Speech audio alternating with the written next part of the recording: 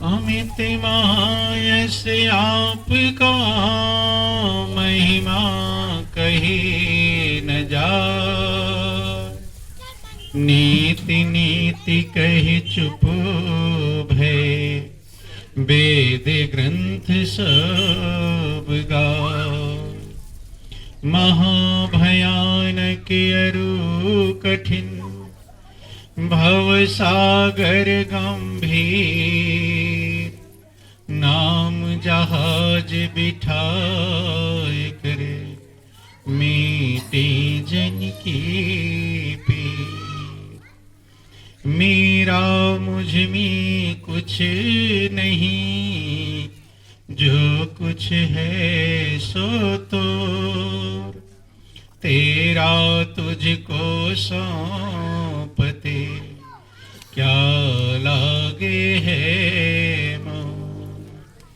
बोलिए प्रेम से गुरुदेव महाराज की जय, सच्चिदानंद भगवान की जय, उमापति महादेव की जय, पवन सुत हनुमान जी महाराज की जय, सियावर रामचंद्र भगवान की जय, जगत जननी अम्बे मैया की जय, बोलो वृंदावन बिहारी लाल की जय, बोलो सब संतों की जय, सत्य सनातन धर्म की जय। बहुत ही सौभाग्य का समय है कि उस महाप्रभु की असीम दया दृष्टि से हम सभी लोगों को इस सत्संग का परम पावन अवसर मिला है। ये उस परमात्मा की बहुत बड़ी कृपा कहलाती है, बहुत बड़ी दया कहलाती है। बंधुओं, आप लोग सुनते हैं कि सत्संग बहुत बड़े भाग्य से प्राप्त होता है। रामायण में लिखा गया कि बड़े भाग्य पाइए सत्संगा, और बिनहि प्रयास हो ही भव भंगा। कि बहुत बड़े भाग्य से सत्संग प्राप्त होता है, जहां पर बिना प्रयास के मनुष्य इस अपार भवसागर को पार कर जाता है। बंधु, इतिहास गवाह है इस बात का कि जिसने सत्संग के वाणी को गौर कर लिया, बोलिए प्रेम से गुरुदेव महाराज की जय, बोलो वृंदावन बिहारी लाल, उमापति महादेव की जय, बोलो सब संतों की जय, सत्य सनातन धर्म की जय। ध्यान देंगे बंधुओं, ये उस परमात्मा की बहुत बड़ी कृपा है। जब हमें कुछ विचार करने का, सोचने का और मनन करने का मौका मिला है, जिसने सत्संग की एक बात विचार कर लिया, एक बात ही हमारे जीवन का परिवर्तन कर देता है। जैसे आप देखते हैं ट्रेनें चलती हैं, लाइन जरा सा कटती है, जहां दो लाइनों का जॉइंट होता है, वहां पर बहुत थोड़ा सा कट होता है, लेकिन आगे सैकड़ों किलोमीटर की दूरी बन जाती है। ऐसे ही बंधुओं, जब हमारे अंदर विचार का परिवर्तन होता है, चूंकि महापुरुष कहते विचारो परमो ज्ञान, विचार सबसे बड़ा ज्ञान है। आप लोग कहानियां सुनते रहते हैं कि ऐसे ऐसे अपराधी, रत्नाकर जैसे खोखार डाकू जो लूट मार करते थे, गला काटते थे, बुरे कर्म में प्रवृत्त थे, लेकिन जब उनके विचार का परिवर्तन हुआ तो वही लुटेरे वाल्मीकि ऋषि बन जाते हैं। क्या बन जाते हैं? वाल्मीकि ऋषि। और एक शब्द का परिवर्तन हुआ, एक विचार का। क्योंकि संत ने उससे पूछ लिया कि जो लूट मार कर रहे हो, पाप कर रहे हो, किसके लिए? तो कहते हैं कि अपने परिवार के लिए, बाल बच्चों के लिए, पत्नी के लिए। तो बंधुओं ध्यान देना, जितने भी कर्म हम करते हैं, चाहे अच्छे चाहे बुरे, ज्यादातर कर्म अपने परिवार के लिए ही मनुष्य करता है या अपने निजी स्वार्थ के लिए। जब उन्होंने पूछा कि इस पाप में परिवार वाले हिस्सेदार बनेंगे, और कहानी आप लोग जानते हैं, कहानी समझाने की आवश्यकता नहीं है। घर जाकर पूछते हैं और पाप में हिस्सा लेने से सबने मना कर दिया। जब मना कर दिया तो आंखें खुल गई कि मेरी कमाई तो सब खाते हैं, लेकिन मेरे पाप में हिस्सा बटाने को कोई तैयार नहीं है। मैं कितना बड़ा मूर्ख हूं, मैं इस कर्म का फल भोगूंगा, मैं चारपाई पर घुर्चूंगा, मलमूत्र का त्याग करूंगा, पैरालाइज होगा, मुझे लकवा मारेगा। विचार किया, और जब विचार किया, विचारों का परिवर्तन हुआ, तो आप लोग कहानियां जानते हैं। वही रत्नाकर जो डाकू थे, कहते रहजन थे, रहवर कहलाए। जो रहजनी का काम करते थे वही मार्गदर्शक कहलाए।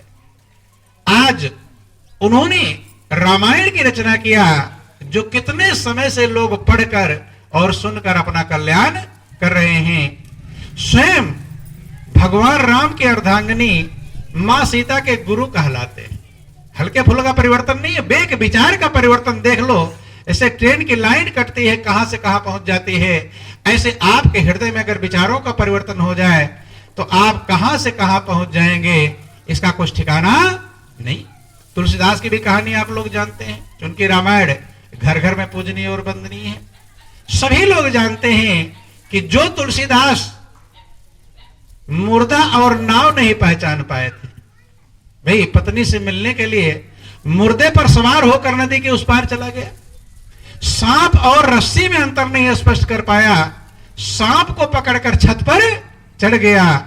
वही तुलसीदास, जब विचारों का परिवर्तन हुआ, विचार बदला। चूंकि एक विचार, महापुरुष कहते हैं कि एक शब्द गुरुदेव का और ताका अनंत विचार, हारे ऋषि मुनि सब जना वेद न पावे पार। एक शब्द कितना परिवर्तन कर देता है। जब उनकी पत्नी रत्नावली तुलसीदास से कहती है कि आप इतना संकट सह करके मुझसे मिलने के लिए आए हैं, और मैं हूं क्या? मैं चमड़े, हड्डी और मांस का एक पिंड हूं, जो बदबुओं का भंडार है, जिसके हर अंग में से गंदगी निकलती है। आंख से तो गंदगी, मुंह से तो गंदगी, नाक से तो गंदगी, कान, हर अंगों से गंदगी निकल रही है। जिससे शरीर बना हुआ है, त्वचा अस्थिर उर्मिदा, सिवाय इसके नहीं कुछ भी। मुलम्मा है लगा इस पर, निर्धोखे की टट्टी है। बंधु, जब रत्नावली ने समझाया कि अस्थि चर्म में देह यह और तामे ऐसी प्रीत, और तैसी प्रीत जो राम में तो न होत भयभीत। कहती है स्वामी, हड्डी चमड़े मांस का शरीर है, जब तुम इसे इतना प्रेम कर सकते हो, जान की बाजी लगा सकते हो, मूर्ते पर सवार होकर आ सकते हो, तो तुम्हारे अंदर क्षमता है, प्रेम करने की क्षमता है। यही प्रेम अगर प्रभु के चरणों में कर लेते तो तुम्हारा बेड़ा पार हो जाता। और ये पत्नी के वचन उन्हें समझ में आ गया। बंधु, और आप सब लोग जानते हैं कि एक शब्द रत्नावली का तुलसीदास को कहां से कहां पहुंचा दिया। महापुरुष कहते हैं कि जो सही पौते वियोग व्यथा, तुलसी कबहू ससुरार न जाते, और जो ससुरार न जाते कतहूं रत्नावल के फटकार न पाते। जो फटकार न पाते कतहूं तुलसी श्री राम के द्वार न जाते, और श्री राम के द्वार न जाते कतहूं तुलसी भवसागर पार न जाते। बंधुओं, भवसागर पार हो गए और खुद पार नहीं हुए। पता नहीं कितने लोग उनकी शिक्षाओं पर चलकर भवसागर पार हो रहे हैं। उनकी रामायण आपके घर घर में पूजनीय और वंदनीय बनी हुई है। आप पूजा करते हैं, आरती उतारते हैं, पाठ करते हैं, पढ़ते रहते हैं। सब लोग रामायण को मानते होंगे या कोई है जो रामायण को ना मानता है? अर्थात सभी लोग रामायण को मानते हैं, पूजा करते हैं, वंदना करते हैं। छोड़ दो, कोई बात नहीं। बोलो वृंदावन बिहारी लाल की जय, उमापति महादेव की जय। ध्यान देना, रामायण को सब मानते हैं, भगवान राम को सब मानते हैं, लेकिन बंधु अगर रामायण की मान ले, दो शब्द है, एक को और एक की। रामायण को तो सब मानते हैं, लेकिन रामायण की अगर मान लें तो आपका जीवन आनंद का भंडार बन जाएगा, शांति का स्रोत बन जाएगा। रामायण को मानना अलग है और रामायण की मानना अलग है। भगवान राम को मानना अलग है और भगवान राम की मानना अलग है। समझ लेना, जैसे एक बेटा अपने पिता को खूब मानता हो, यहां तक कि उनकी आरती पूजा भी करता हो, लेकिन पिता थके मादे आए खेत से और कहे बेटा एक गिलास पानी ले, कहे नहीं पिताजी मैं तो आरती उतारूंगा।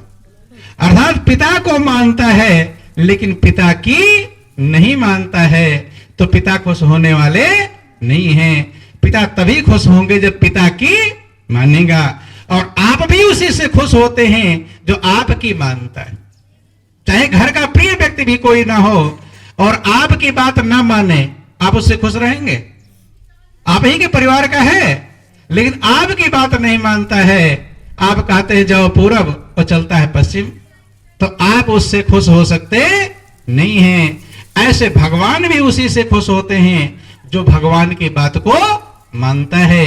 ये रामायण में लिखा गया, आप लोग रामायण पढ़ते हैं, भगवान राम कहते हैं कि मेरा भक्त कौन है। यद्यपि सब अपने आप को भगवान का भक्त समझते हैं, लेकिन सही में भगवान कहते हैं मेरा भक्त कौन है। रामायण में लिखा गया कि सोई सेवक प्रियतम मम सोई और मम अनुशासन माने जोई। वही मेरा सेवक है और वही मेरा प्रियतम है। क्या है?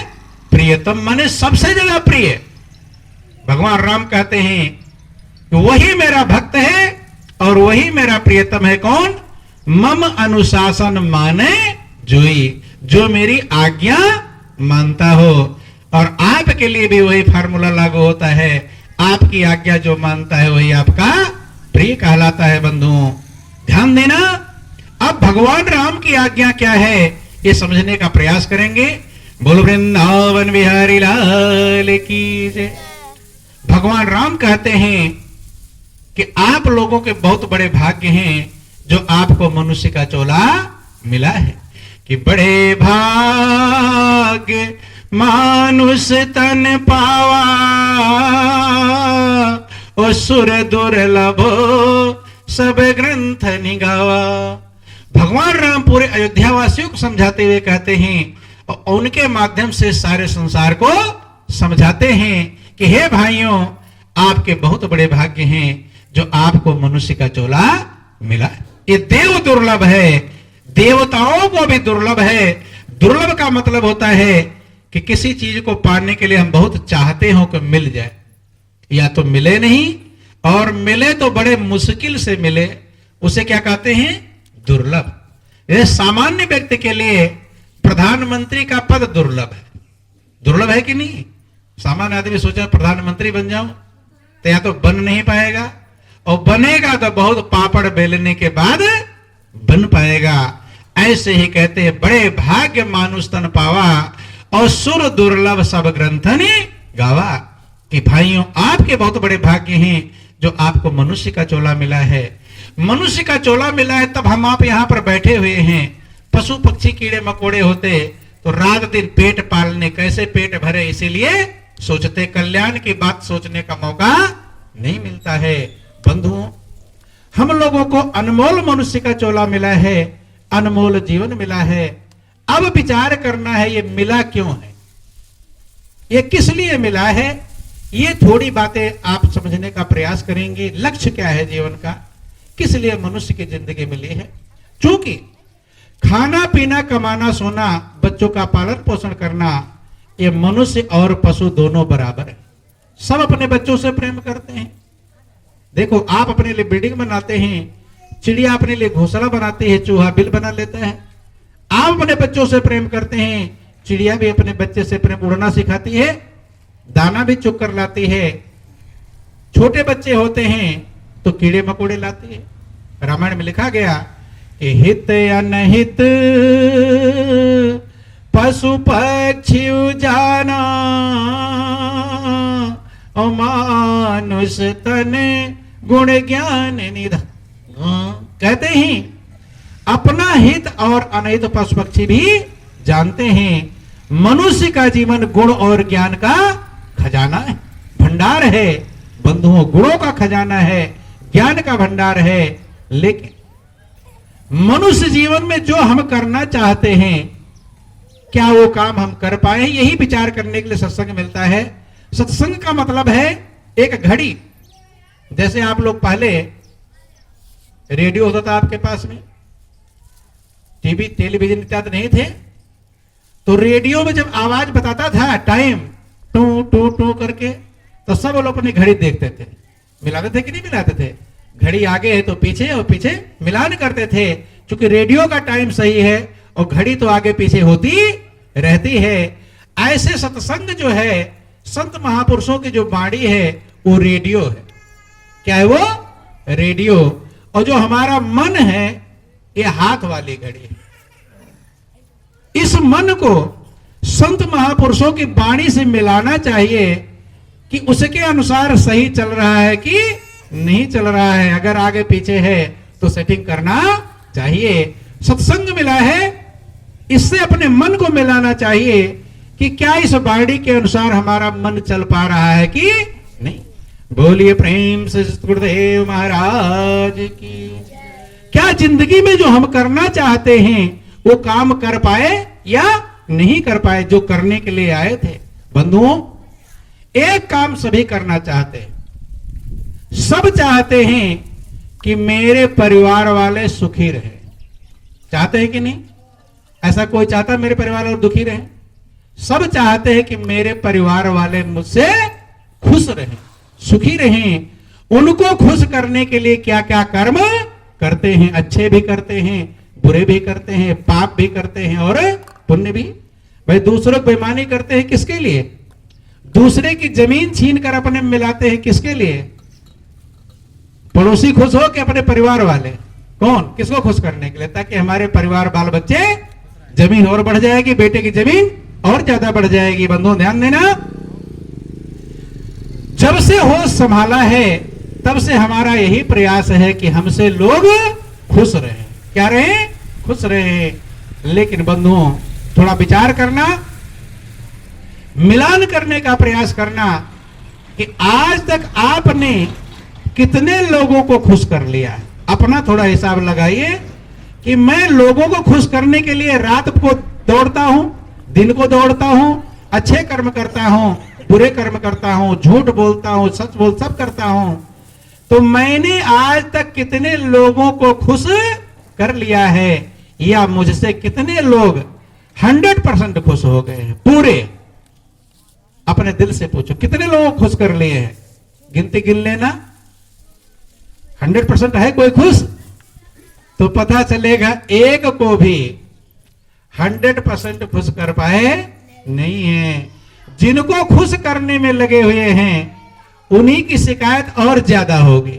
नहीं होगी कि मेरे लिए ये नहीं किया तो मेरे लिए ये नहीं। गौर करना, रात दिन लोगों को खुश करने में लगे हुए हैं। उसके लिए चालाकी, होशियारी, बुद्धिमानी, सारा धन, सारा बल, छल कपट सब कुछ लगा दिया, लेकिन एक को भी हम खुश कर पाए नहीं। यद्यपि बंधुओं ध्यान देना, यद्यपि हर व्यक्ति अपने आप को होशियार समझता है। क्या समझता है? होशियार। कोई भी अपने आप को कम होशियार समझता है कोई? एक से बढ़कर एक होशियार हैं, लेकिन होशियारी दिखाई तो पड़नी चाहिए। और खाली समझने से काम नहीं चलेगा। आप किसी एक को लाकर खड़ा कर दो, यही मुझसे है, जो मुंह से पूरा ही खुश है, तो शायद ऐसा कोई मिलने वाला नहीं। चलो ध्यान देना, औरों को खुश कर नहीं कर पाए कोई बात नहीं, हर व्यक्ति चाहता है मैं खुश रहूं, चाहते हैं, और नहीं खुश हो पाए कोई बात नहीं, सब चाहते हैं कि मैं खुश रहूं। और अपने आप को खुश करने के लिए क्या क्या नहीं करते, अच्छे अच्छे खाना व्यंजन, अच्छे अच्छे कपड़े, मेवा मिष्ठान, मतलब क्या क्या करते हैं। खुद को खुश करने के लिए शादी विवाह किया है, घर मकान बिल्डिंग बेटा बेटी, सारा उपाय किया है ताकि मैं खुश हो जाऊं। लेकिन अपने दिल से पूछो कि आप क्या संतुष्ट हो गए? खुद को खुश कर लिया तो पता चलेगा कि आप भी अभी संतुष्ट नहीं हो। लोग मिलते हैं, कहते हैं मेरी ये समस्या है, मेरी वो समस्या है। बंधु ध्यान देना, तो ना तो लोगों को खुश कर पाए और ना खुद ही खुश हो पाए। खुद खुश करने के लिए क्या क्या किया है? सब कुछ किया है, लेकिन खुश संतुष्ट नहीं हो पाया। और तीसरा काम है, सब चाहते भगवान मुझसे खुश हो जाए। क्या चाहते हैं? भगवान को भाई पूजा पाठ व्रत उपवास तीर्थ क्यों करते हैं? ताकि भगवान हमसे खुश हो जाए। तो अपने दिल पर सही भी हाथ रखकर पूछना, क्या भगवान खुश हो गए हैं आपसे? अपने दिल से सोचो कि भगवान को खुश कर लिया, तो पता चलेगा कि भगवान भी खुश। गौर करना, विचार करना, ना लोगों को खुश कर पाया, ना खुद खुश हो पाया, और ना ही भगवान को खुश कर पाया। और अकड़ कर चलता है कि मेरे समान होशियार दुनिया में कोई भी नहीं। ये भूल है, यही अज्ञानता है बंधुओं। समझना अलग चीज है और सही में मंजिल पाना अलग चीज है। यही महापुरुष समझाते हैं, क्योंकि वही दूसरों को खुश कर सकता है जो पहले अपने आप शांति पाए। खुद अगर आप शांत नहीं है, बेचैन हैं, तो दूसरे को कैसे बांट पाएंगे शांति? पहले खुद शांति प्राप्त होनी चाहिए। अगर आपकी आत्मा शांत नहीं है, दूसरे को संतुष्ट और शांति प्रदान नहीं कर पाए। से जैसे आपको तैरना नहीं आता है, अगर तैरना नहीं आता है तो दूसरे को पीठ पर लाद कर उस पार नदी पार करा सकते नहीं। अगर पार कराना चाहते हैं तो पहले खुद तैरना आना चाहिए, तभी तो पीठ पर लाद दूसरे को पार करेंगे। ऐसे अगर हम चाहते हैं दूसरे मुझसे खुश रहे, दूसरों को मैं शांति बटा बाट